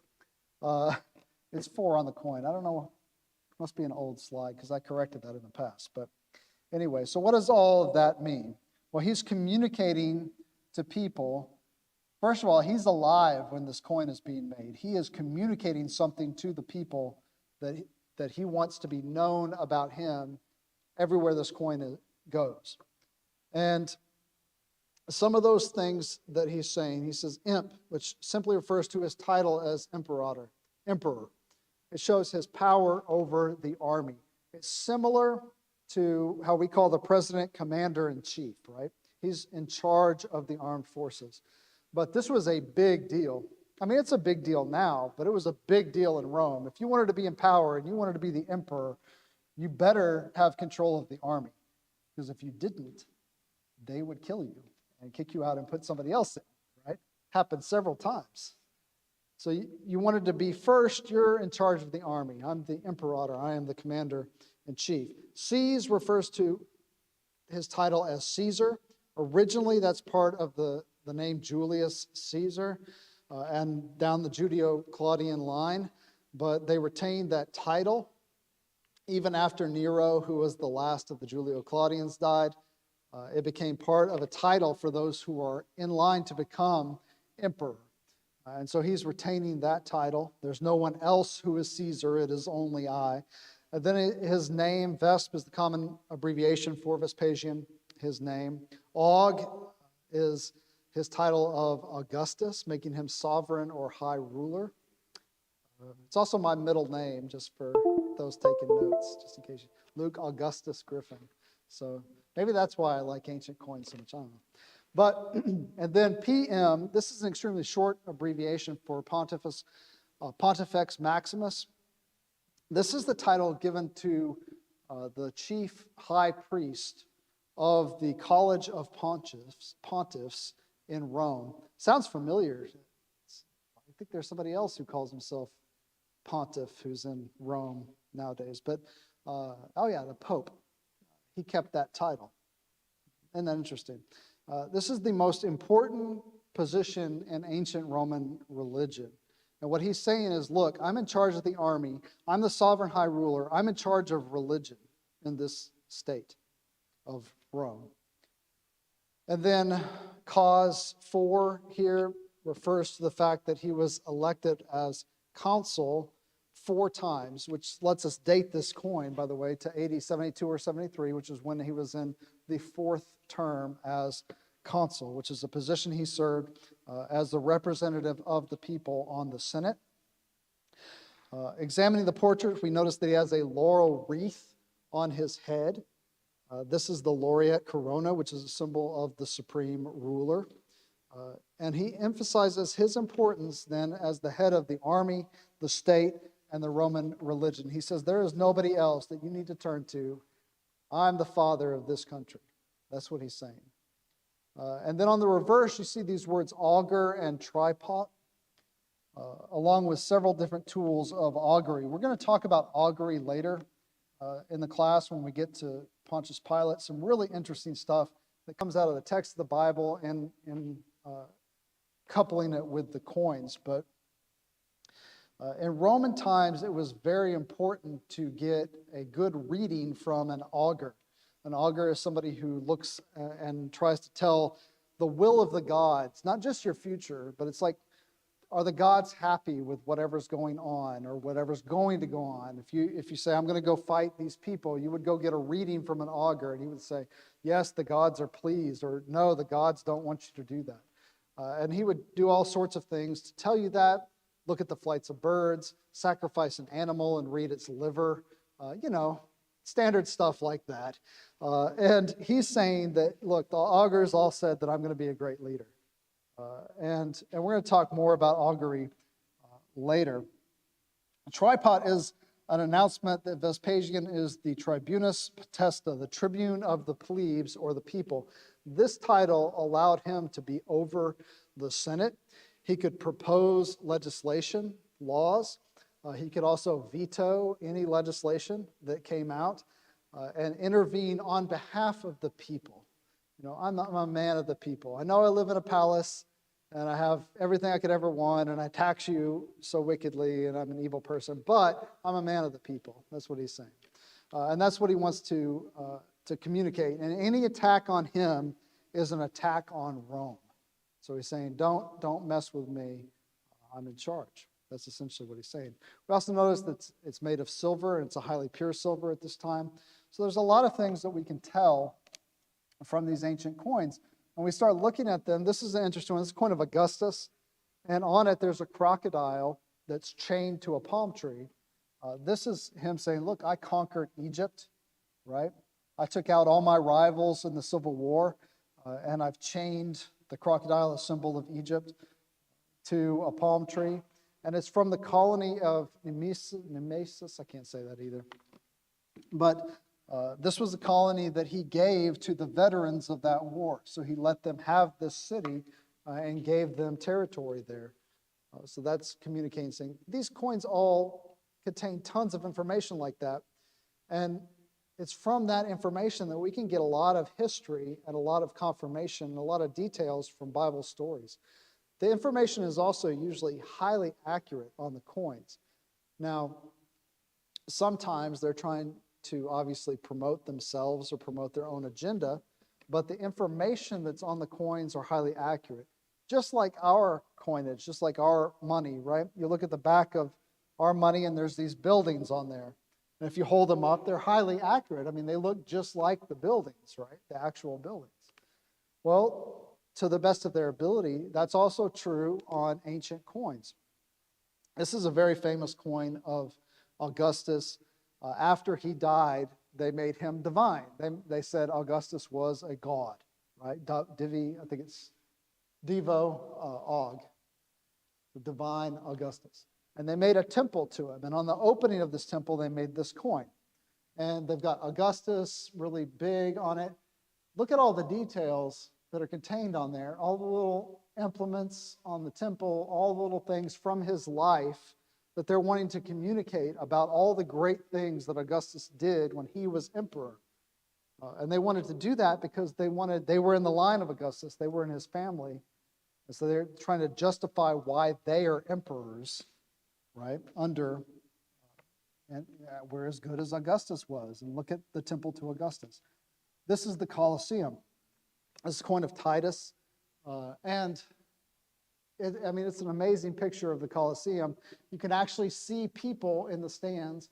If you look really carefully, right there is the emperor's box. So that's where he would sit to watch what's going on. You can even see people standing in line for the bathroom. No, standing in line for the food vendors or whatever, right?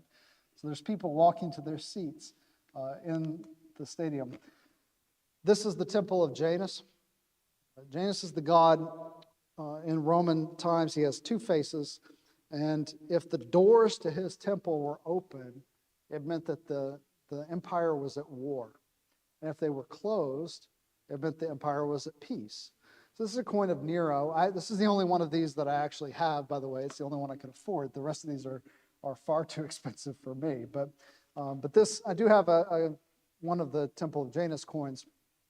And we'll talk about that as well on Friday when we cover bad Roman history. We'll talk about Nero and this coin to more extent.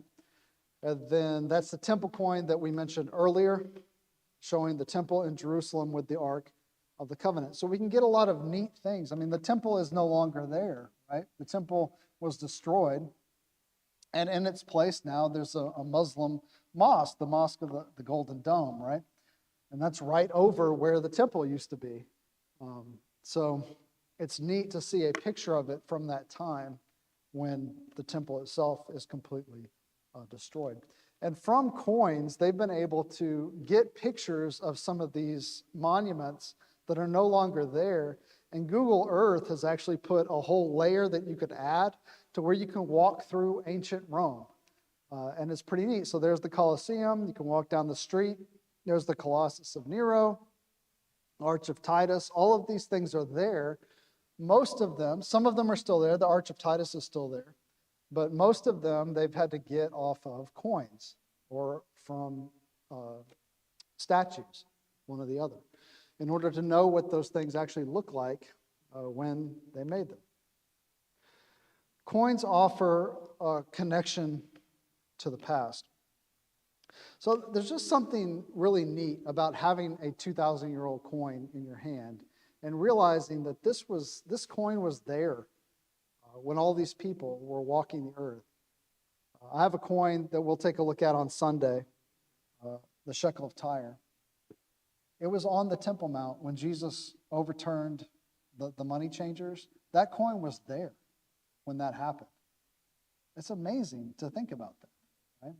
It's this connection to the past. There's nothing holy about it, but it's neat to have that connection to the past. Now, you can get that in a lot of ways. People go to museums, right?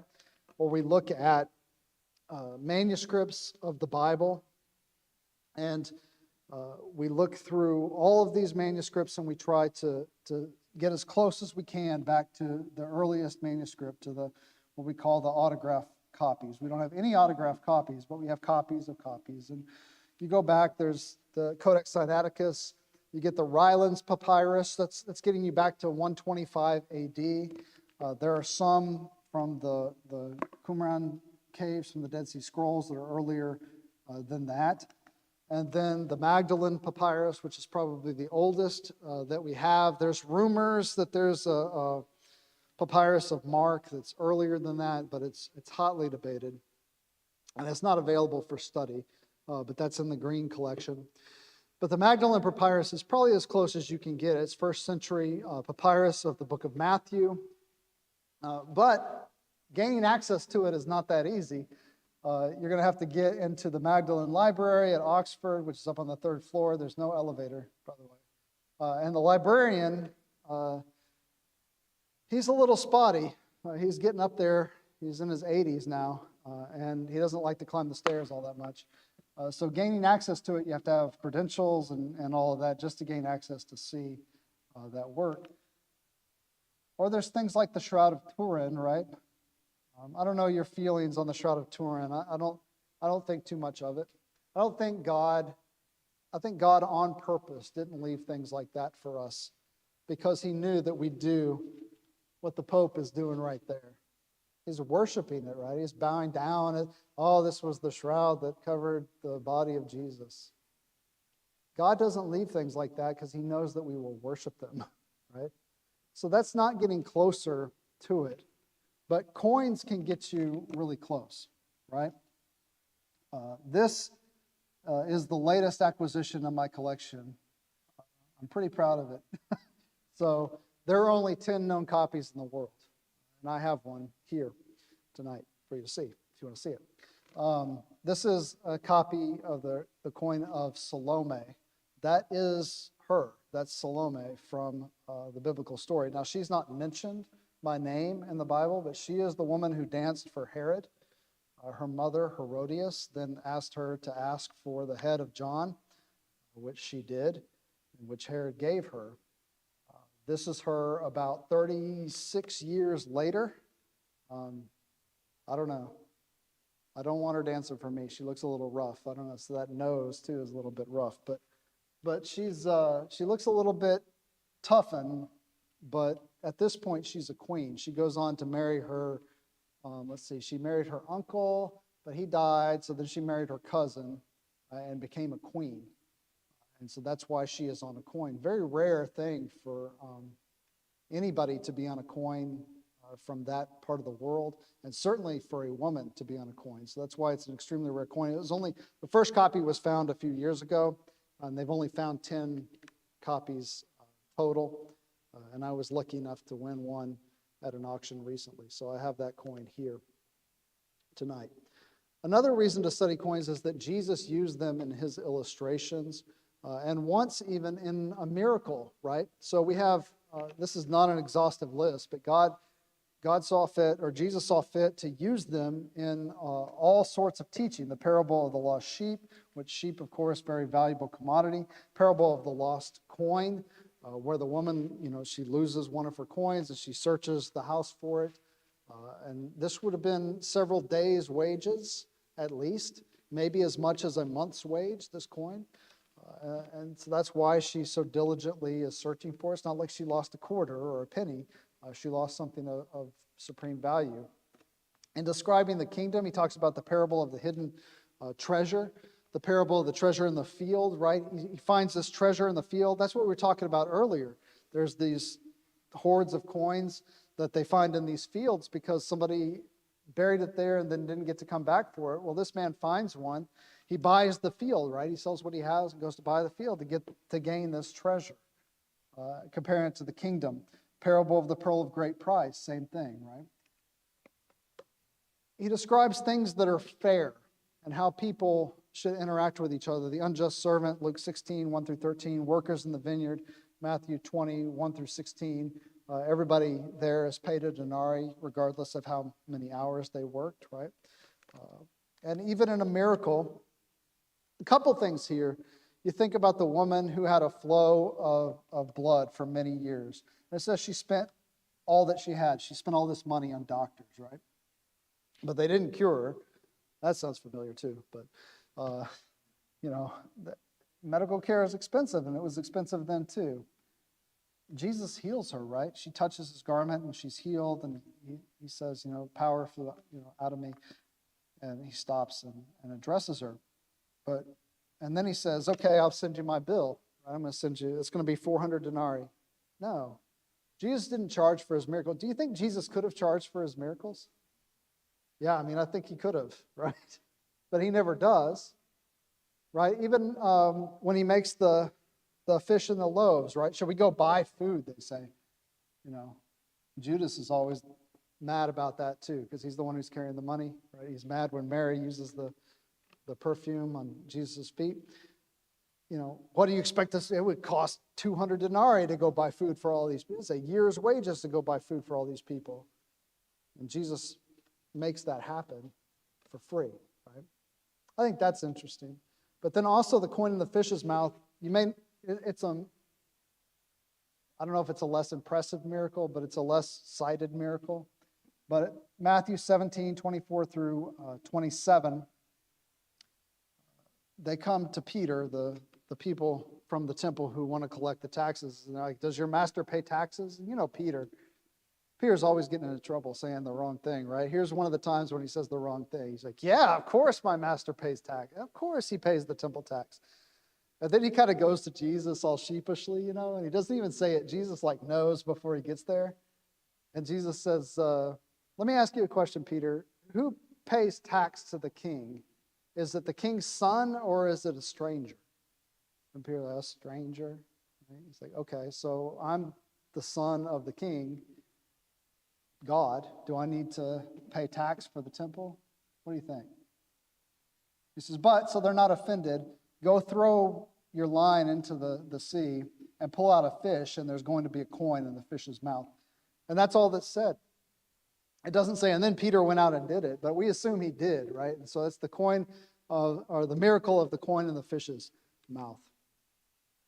I want to talk briefly before we close tonight about some of the problems we're going to encounter. One is that the purpose of money has kind of changed. So we still use money in this way some, but it was very important to whoever was in charge, whoever was issuing the money, to communicate how wonderful they were and what great things they did. We see this with Vespasian and Titus when they destroy the temple. They make all of these Judea Capta coins because, frankly, no emperor had really conquered anything for a long time. And it's kind of weird when you think about it. They already owned Israel, and Israel went into revolt, and they had to go put this revolt down. It's kind of a failure in leadership, wasn't it? They shouldn't have allowed them to go into revolt. But then when they put it down and they destroyed Jerusalem, they make a big, huge celebration about it. And they make all these Judea Capta coins, not just Vespasian, but 10 years down the road when his son becomes emperor, Titus, who actually destroyed Jerusalem, he's still making these coins because he's riding that wave of good military feeling, right? I'm a good military commander. The Lincoln cent, this slide was better a few years ago before they added a few coins, but in 100 years, they barely changed this coin. It's pretty much always had that same front And then for almost 100 years, it was just the wheat pennies and the Lincoln Memorial. Recently, they've added a few others, and they've changed to the Union Shield. But that's it. Since 1909, those are all the designs of a penny. Meanwhile, this doesn't even scratch the surface of the coins of just Nero while he was in power. Thousands of designs, thousands of different reverses. He is communicating just tons of things to his people all over the empire, and he's keeping them plugged into what he's doing, and he wants them to know he's a great leader. So the purpose of money has changed. We still use it to spend and accumulate wealth, right? But there's also power, politics, and propaganda, and tribute or honor. So what you're wanting to do here is give honor to the king, or honor to some king who has died or emperor who has died, and say, hey, I'm related to him, so I'm also great, right? And they were always making these emperors divine. So after Augustus died, Tiberius makes him divine and says he's a god now, and you have to worship him, and we're going to create palaces and temples to Augustus all over. There's even one in Israel. Herod erects it. So coins, and the purpose of money is to pay tribute or honor, and also to honor gods and goddesses. There are tons of them on these coins. In fact, for the longest time, it was kind of thought to be not a good idea to put a living person on the coin. But Julius Caesar changed that. He thought, I think it's a great idea. Put my face on a coin. It's part of the reason they killed him, is because he started doing that and raising himself up to the position that only dead people who had been given divinity status or gods and goddesses were given. And then, of course, if you're issuing coins, you're declaring authority. You're saying, I'm the one who's in charge. I'm allowed to make the official currency of this state. Even now, right? If you tried to set up your own mint and say, this is the new official currency of the state of Georgia, the United States would come, Alabama would come and you'd beat them in football and it'd be okay. But the United States would come and tell you you can't do that, right? There's none of that. The federal government's in charge of currency. And there's going to be some problems that we encounter. The first is the purpose of money has changed, but the basis of value has also changed. Anybody tell me what makes that worth $100? Why is that worth $100? What backs it up?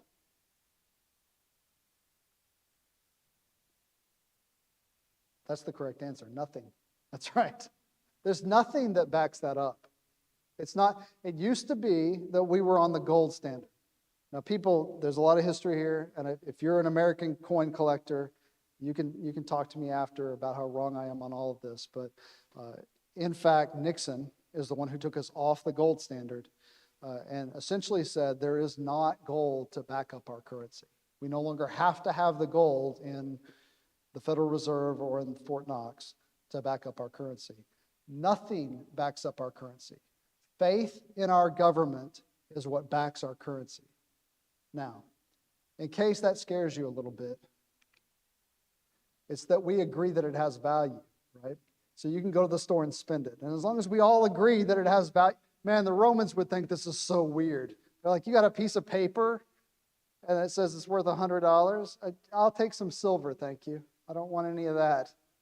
All right, but we agree that it has value. This can be a dangerous thing. I am a billionaire.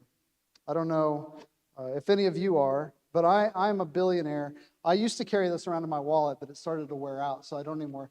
This is a $100 billion bill from Zimbabwe. And but I was only a billionaire for a little bit. It expired on, 31st December 2008. So they issued it July 2008, and then it expired. It's because inflation got so wild in Zimbabwe. You know, they don't even use their own currency now. They use old American dollars now. And because inflation just got so crazy. There are stories about people going to the store with a wheelbarrow full of money. They go in the store to buy something. They come back out. Somebody's dumped out all their money and stolen the wheelbarrow. So, I mean, it's a sad, sad thing. Ancient money had intrinsic value, and our money, our coins, has some intrinsic value as well, but it's far less than the face value, certainly for paper money. But even the coinage money, the closest that we get, there's about 4.5 cents worth of metal in a nickel, but that's the closest that we get. And coins stayed in service for a long time. I'm kind of rushing through this last part, but some of the things that we know come from when Mount Vesuvius erupted and it buried Pompeii and Herculaneum, and that makes those sites really good. You know, we find even menus that were written out at restaurants there with the prices on them and things like that. I mean, it's really great archaeology that's done in those places, including the plaster casts of the bodies as the people tried to escape that horrible thing. There were also competing sizes and varying quality, so there's all sorts of coinage. I am reading that right? I've got like 2 minutes left. Is that right? 4 minutes. Oh, we got plenty of time. And I was rushing. All right. The Egyptians, Romans, Syrians, Greeks, Phoenicians, Persians, Jews, they all issued coins, and they're all going in circulation and interacting with one another. And so that's part of the reason we see the money changers. What is it worth is a huge problem then. It's hard for us to determine what some of these things were worth at that time, but we do see the rates of inflation over time. So whereas in 70 AD, 1 golden auris, which is the Roman standard golden coin, was worth 25 denarii, but over time, by 301, it was 833 denarii to 1 golden auris. By 370, it was 4,300 denarii. By 402, it was 4.6 million denarii. They weren't even pretending they were silver anymore. They would give them a silver wash, but they were just bronze or copper coins. So those are the sorts of problems that we're going to encounter. And the last one is Bible translations and money terms. I don't have time to go into this in detail as much as I would like. Well, maybe we'll talk about it tomorrow some. But essentially, the example I like to use all the time is King James Version uses penny for denarii or denarius. And that was a great translation for the time because a British penny in 1611 is this silver coin that you see here that I have up here and some of you looked at during the break. That was the standard system in England. It's even, their abbreviation for a penny is D for denarii because they were owned by Rome up to a certain point and their money system is based on the ancient Roman money system. So it's a brilliant translation for 1611 King James. Penny's not so good a translation for us we think of a penny as an almost worthless 1 cent coin, right? But it's not, so that doesn't communicate the value well. It's really better when we're talking in the Bible to use the actual monetary terms. It's better if they translate it as denarii and let us figure out what a denarii is, rather than trying to modernize the terms. But all the different translations take different stances on that. Some of them do a better job than others. Okay, my time is up, but I'll be up here. You can look at any of the stuff that I've brought and also ask me any questions or anything like that. Let's end with a quick prayer. Dear Father in heaven, we thank you so much for this time that we've had to come and study a portion of your word and study about this archaeology and the coins that help prove that the Bible is from you. And we thank you so much for giving us the Bible, for giving us your Son to die in our place. We ask you, Father, that you help us to get a deeper appreciation and knowledge of that each day and to hold your word in our heart and live it out in our lives. It's in Jesus' name that we pray. Amen.